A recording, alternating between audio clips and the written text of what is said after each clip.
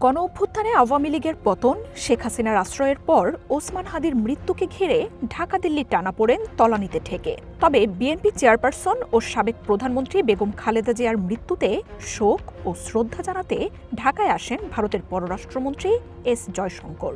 শুক্রবার মাদ্রাজে আইআইটির এক অনুষ্ঠানে বাংলাদেশ সফর ও প্রতিবেশীদের সাথে সম্পর্ক নিয়ে কথা বলেন ভারতের পররাষ্ট্রমন্ত্রী। বাংলাদেশে চলমান অস্থিরতা ও ভারতের প্রতিবেশী নীতি নিয়ে প্রশ্ন করা হয় জয়শঙ্করকে। ঢাকায় বেগম খালেদা জিয়ার অন্তিম যাত্রায় শোক জানাতে এসে পাকিস্তান পার্লামেন্টের স্পিকার সর্দার আয়াজ সাদিকের সাথে জয়শঙ্করের হাত মেলানোর ঘটনা ব্যাপক আলোচনার জন্ম দিয়েছে। জয়শঙ্কর জানান, সম্প্রতি বাংলাদেশ সফর করেছেন তিনি। এরপর কোনো দেশের নাম উল্লেখ না করে দিল্লির নীতি নিয়ে তিনি বলেন, চারপাশ ঘিরে বিভিন্ন ধরনের প্রতিবেশী রয়েছে ভারতের, ভালো বা ক্ষতিকর নয়।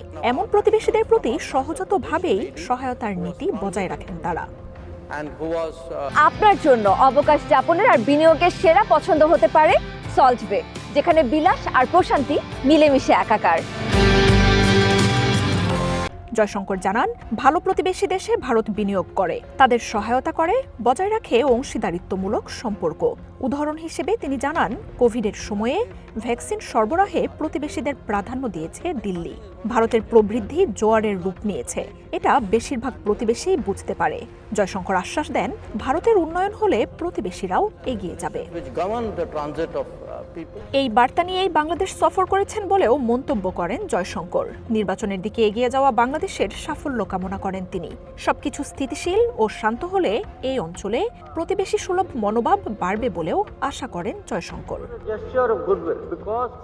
ভারতের পররাষ্ট্রমন্ত্রী বলেন, দুর্ভাগ্যজনকভাবে তাদের খারাপ প্রতিবেশীও রয়েছে। সেসব দেশের সন্ত্রাসবাদের হাত থেকে রক্ষার অধিকার ভারতের রয়েছে বলেও সতর্ক করেন তিনি। জানান, কি করা উচিত আর উচিত নয় তা ভারতকে বলার অধিকার কারো নেই। নিজেদের রক্ষায় যা কিছু সম্ভব সবই দিল্লি করবে বলেও মন্তব্য করেন এই নেতা। মার্জিয়া উপমা, ওয়ান ইন্টারন্যাশনাল ডেস্ক।